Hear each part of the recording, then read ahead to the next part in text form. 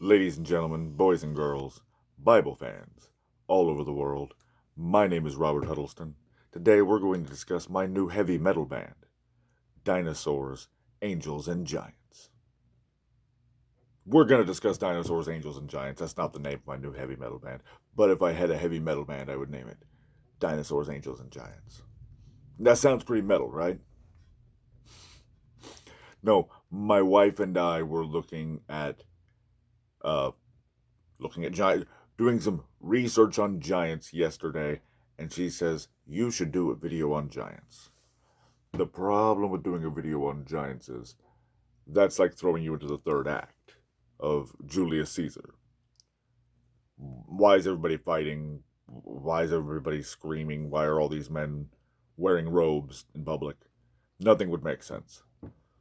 So I can't just tell you that, hey, let's talk about giants. I once asked my Facebook friends, got a lot of answers, do you believe in angels? Everyone said yes. Even my Norse pagan buddy. Yes. He in fact had one of the more elaborate answers on angels. Virtually everybody believes in angels and has less or more the same idea of an angel. With the majority of them believing their loved ones have transcended and become angels. Then I ask, well, how many people believe in dinosaurs? Well, everybody believes in dinosaurs. You believe in dinosaurs. I'm sure everybody who will listen to this video, at the beginning of this video, will believe in dinosaurs. And they'll say, dinosaurs are real, I can prove it. Dinosaurs are real, and I can prove it. Angels are real, I can't prove it. Giants. Do you believe in giants? Were giants real? Most people will say no, giants were not real. Certainly we can't prove it. If you could prove it, I might believe in giants, so I don't believe in them because there's no evidence that you have been exposed to that would say giants are real. If the hand signals I made were drawings, I would spin them and I would say, giants are real and we can prove that. Angels are real and, really can't prove. Maybe. Might be able to prove it. Dinosaurs are not real and we can prove that. Now, I know that sounds like crazy talk. Giants and angels are indeed real and dinosaurs are fake. Well, in the sense that you understand dinosaurs, that is indeed fake. There were not millions of years where reptiles ruled the earth sans man in some different epoch that ends in scene. There was God in the beginning created the heavens and the earth. And the earth was void and without form. There was a darkness upon the face of the deep, and God moved upon the darkness.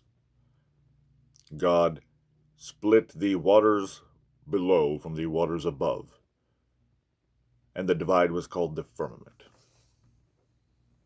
Right? If you have ever studied any ancient Hebrew or ancient Babylonian, it's the same story. There's the story of Marduk slaying Tiamat, cutting her in half and making the top half the sky and the bottom half the earth. Well, Tiamat translates to tome in ancient Hebrew, and tome means deep. So there's Lucifer retelling the story, but in a more graphic tale than the original Hebrew Bible drew it out for you.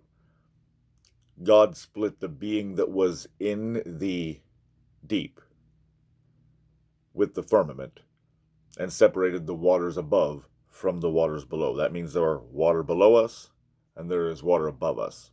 I remember in kindergarten, Mrs. Van Hooser asked the whole class, why is the sky blue? And we all looked up and said, because it's full of water.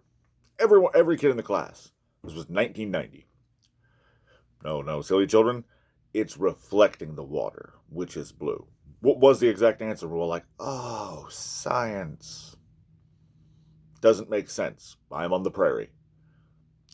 It's virtually green some of the year, golden brown most of the year. Fields, just oceans of golden brown corn. Why is our sky not golden brown? Our sky is reflecting the blue waters that are thousands of miles from me. Well, we knew in kindergarten that that's water up there. Took me 35 years to figure out the Bible explains there is indeed water up there. There is water below. There is a creature known as the deep, chained in the below. God sits on top of the firmament, the Most High God, who sits in the lofty place, who inhabits eternity. So when we think of heaven above, hell below, spinning ball Luciferian science taught you that that's not true. There can't be a God above and a hell below if we're on a ball whirling through infinite nothing, surrounded by other balls whirling through infinite nothing. In fact, whatever your public school taught you, the exact opposite is true. So when they tell you that space is an empty vacuum, space is actually water. Hashtag space is fake, hashtag space is water. So, I know I'm throwing a lot at you. In the time before the flood, which modern science will refer to as Younger Dryas, around 12,000 years ago on our calendar backwards, before that, the seraphim, if you go listen to my video about Lucifer, what he looked like, I describe him as I don't describe him, the Bible describes him and the other seraphim as indestructible serpents with 6 wings, the fiery ones. Samyaza and 199, it appears Azazel came after Lucifer, and then Samyaza persuaded 199 other seraphim to come down and mate with human women. Christians will be familiar with this story. The Watchers came down and lay with the daughters of men. And what came, the offspring were known as Nephilim. And we generally think of them as giants. Nephilim's kind of a joke today for somebody who's extra tall. But that wasn't for several generations. The first generation, second generation, third generation Nephilim were your ancient mythological monsters. The Greek Echidna, mother of all monsters, would be a wonderful example of a first, second, third generation Nephilim. Enormous. Half of her is a female woman. Half of her is a sea monster. And she's known as the mother of all monsters and gives birth to an army of ancient Greek mythological monsters. Well, that's not mythology, that really happened. And countless other, Gilgamesh, giant, fought Enkidu for 3 days and destroyed the city of Uruk, whichever one he was king of, I forget. Anyway, ancient city, he destroyed it. Them crashing into walls like Godzilla. And we're like, oh, that didn't happen. Well, no, they were Nephilim. They were Nephilim watered down to the point where they took on a humanoid appearance, but were still giants. They had arms, they had legs, they had human faces. They had extra muscles, they had extra abilities, they lived long. These creatures did. They battled. They would destroy a city. They went out into the desert and fought the great bull of the desert, or the great bull of heaven. That was obviously a minotaur. It still held half of its animal form. It was able to kill one of these giants. History is full of these stories of dragons, of giants, of monsters. Science says none of that happened, but there was an epoch of reptilian monsters that's only signed off by science. They've never found an entire Tyrannosaurus Rex skeleton.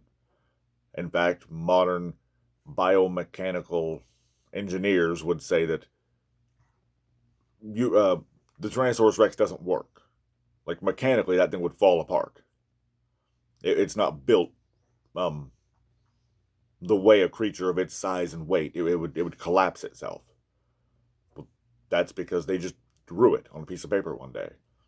It was in 1848, Sir Owen Arthur, Sir was a Robert Owen. Maybe it was a Robert Owen. Anyway, a high-ranking Luciferian within the British monarchy, the British nobility. Um, Actually part of the Royal Science Academy, the British Royal Science Society. Uh, Invented the term dinosaur in 1848. They didn't actually discover a dinosaur until 1852. And say all they've ever discovered is a claw or a skull. Say you've seen a T-Rex skull and they did find that. That was probably if not a seraphim skull, certainly the skull of a Nephilim. There never existed a Tyrannosaurus Rex or a Velociraptor. Creatures that resembled them, creatures that were a blend of that or other creatures, or at least had some of those characteristics, did exist in the time before Noah. So when God had to use the flood to wipe everyone out, if you would have walked down the street in the days of Noah, it wouldn't have been people you saw. Um, God said that Noah was the last pure man in his eyes, but that didn't mean he was just spiritually holy. He was the last genetically pure man with his family. Everybody else looked like chimeras and gargoyles and monsters. They looked like what we call are the evolutionary missing links. Those things didn't live in competing epochs with man. They were abominations that literally walked amongst us and bred amongst us for. I don't know what the time frame between the dawn of time and the flood was. Could have been thousands. Probably thousands. Could have been millions. Probably thousands. But in the days of Noah, all those creatures had to be killed. Now, all of them weren't killed. Some of them could breathe water. God said he killed all the creatures that he breathed breath into the nostrils of. And in the Bible, the word breath and spirit are virtually synonymous. So remember that as I'm making this in November 2020, as we're all putting on a mask. Remember, your breath is your spirit. So all of the creatures that God breathed his spirit into their nostrils drown. A lot of the first, second, third generation Nephilim, or Nephilim who simply took a genetic path where they could breathe underwater, and many of them could, did survive the flood. That's why there were giants after the flood. Goliath and Lami, his brother, famously were giants. Og of Bashan was a giant. Maximinius Thrax, Emperor of Rome, completely documented. Allegedly, 1,700 years ago, was 8 feet tall, when everyone around him was 5 foot tall. Not 6 foot, not 6'5". So we have documented history of real giants. What does that mean today? Some of those giants lived and their bloodline was passed along. I know I'm throwing a lot at you. Stay with me. A gentleman named David Icke wrote a book with basically the same story but minus God, that the Anunnaki came down to the ancient Sumerians, who have a completely alien language to the region. None of it was Proto-Indo-European, Paleo-Hebrew, none of that. They spoke a completely unique language. They claimed the Anunnaki, the sky people, who they draw as humanoid lizards, came and gave them all the knowledge of society and city building. Well, like the Book of Enoch claims that, Azazel came down and taught them how to make knives and swords and shields, how to make war. Shemiyaza and a host of others taught them pharmakia, taught them how to paint their faces, taught them how to do magic, taught them metalwork. Tubal-Cain, in the days of Noah, was known as a great metalworker.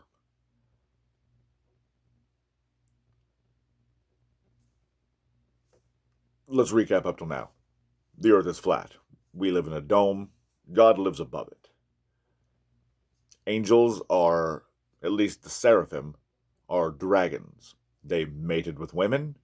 Those women gave birth to monsters. As those monsters didn't stop mating with women, they gave birth to other various abominations. Some of them became giants. Some of them just became monsters. Some of them became humanoid, but not genetically pleasing to God. So we have an event that modern science calls Younger Dryas. Younger Dryas is at least related to, if not the entire event of Noah's flood. Younger Dryas claims there was a Younger Dryas theorists claim that there was a civilization before Younger Dryas, like Atlantis, advanced metalwork, powers put them near the gods. that was all taken away in one day by a worldwide cataclysm. But this cataclysm allegedly made hell on earth for 1,000 years. It rained lightning, it rained fire, the air was toxic, just, literal hell on earth for 1,000 years, like the Bible describes. That then reset the world. We were almost certainly one continent before that, and as the waters receded, we became the continental spread that we are now. If you put the continents all back together, Israel's right in the middle. There's a reason for that. And perhaps the pre the flood, the Mediterranean Sea was a great inland sea. Great inland seas are spoke about in a lot of ancient texts. So that's the truth about where angels come from, where dragons come from, how real giants are. I mean, look at every ancient building. They have 50-foot doors. Do we really think human slaves moved the blocks for the pyramids, carved the Sphinx, built the Tower of Babel? Look all over the world, and we're like, boy, how did ancient men do that? And we're like, well, certainly it was aliens, or certainly it was a Stargate. There was a Stargate involved, and dragons came through it. They mated with women, and they made giants, and some of those giants for generations had wings and tentacles and tails. Probably great, incredible minds, built a world of ancient, horrifying mythology. If you could visualize the Old Testament pre-Noah, it would be every wild smash up of science fiction and fantasy you can imagine. And then in the midst of that, there was one man building a wooden boat in the desert. Metal workers, dragons, monsters, giants, alchemists, wizards. One man building a boat. And they all mocked him. There were certainly some people that looked people-ish, but they wouldn't have been like the pictures you saw in Sunday school. Then the event that science calls Younger Dryas came, and it reset the Earth. The Earth we live in after that has been post-Younger Dryas, post-dragons, post-Noah. Now, I know all of that is, to most of you, shocking. Many of you are hearing all of this for the first time, and you might be like, that is fundamentally what a crazy person says. Go back and listen to this again, and then start looking into all the points that I've made. I'm going to pull A Bravo and go, look into it. Just look into it. I'm not going to change your fundamental worldview that space is fake and giants built the pyramids and Elohim is literally living above us on top of the dome. You're probably not just going to swallow all of that whole at the end of this video and be like, hey, it makes sense. Long hair knows what he's talking about. It's going to take a lot for this to settle in. You should share this. You should show it to your friends. In fact, if this sounds good to you, if you like this, you should share this at the upcoming holidays. Red pill your friends. Red pill your family. Red pill your loved ones. Don't take pills. I don't even like that term. But you all know what I'm talking about. Share this, like this, subscribe, ask questions, fight with me. But do your own research and God bless.